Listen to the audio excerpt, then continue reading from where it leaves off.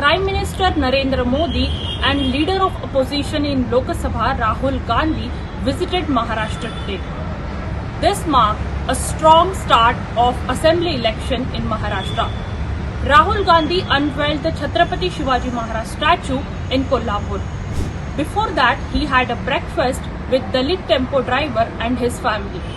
During his speech, he again raised the issue of Samvidhan Bachao. He said defending the Shivaji Maharaj value is the same as protecting the constitution. This statement indicates that Congress will continue a latch on the Samvidhan Bachao issue, which played a key role in their Lok Sabha success. He also said that 50% on reservation cap must be broken.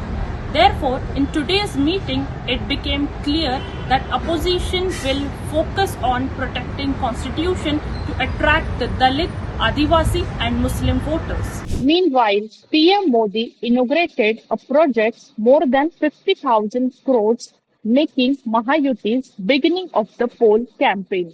ये कोई नई बात नहीं है। ये मत सोचिए कि भैया ये नई लड़ाई चल रही है, कॉन्स्टिट्यूशन की लड़ाई नहीं है। नहीं है। ये हजारों साल पुरानी लड़ाई है और वही विचारधारा की लड़ाई है जिससे शिवाजी लड़े थे, शिवाजी महाराज लड़े थे। उसी के खिलाफ, उसी विचारधारा के साथ आज कांग्रेस पार्टी लड़ रही है।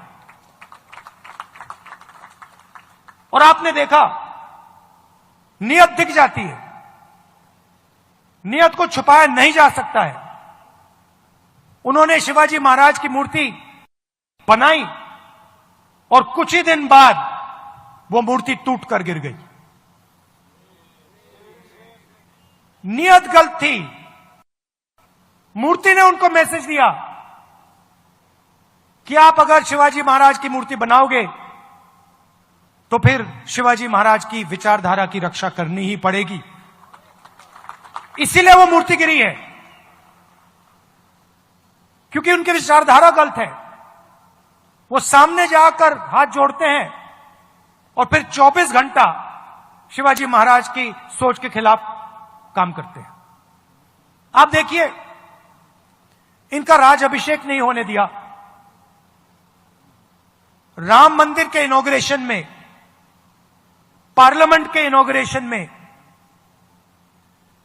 आदिवासी राष्ट्रपति को जाने नहीं दिया। सोच एक ही है,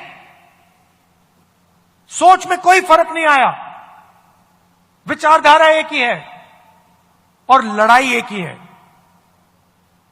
यह राजनीतिक लड़ाई नहीं है, यह विचारधारा की लड़ाई है, यह कॉन्स्टिट्यूशन, संविधान की लड़ाई है। आघाड़ी वाले लोग हैं, उन्हें जब भी मौका मिलता है वो विकास के काम को ठप कर देते हैं। महाआघाड़ी वालों को विकास के कामों को सिर्फ लटकाना, अटकाना और भटकाना ही आता है। मुंबई मेट्रो खुद इसकी सबसे बड़ी गवाह है। मुंबई में मेट्रो लाइन 3 की शुरुआत देवेंद्र फडणवीस जी के मुख्यमंत्री रहते हुई थी। इसका 60% काम उनके कार्यकाल में हो भी गया था, लेकिन फिर महाआघाड़ी की सरकार आ गई। महाआघाड़ी वालों ने अपने अहंकार में मेट्रो का काम लटका दिया। 2.5 साल तक काम अटके रहने से प्रोजेक्ट की कीमत 14,000 करोड़ रुपए बढ़ गई। ये 14,000 करोड़ रुपया ये किसका पैसा था? क्या ये पैसा महाराष्ट्र का नहीं था? क्या ये पैसा महाराष्ट्र के नागरिकों का नहीं था? ये महाराष्ट्र के टैक्स पेयर्स की मेहनत का पैसा था। भाइयों बहनों, एक और काम पूरा करने वाली महायुति सरकार, दूसरी ओर विकास को रोकने वाले महाआघाड़ी के लोग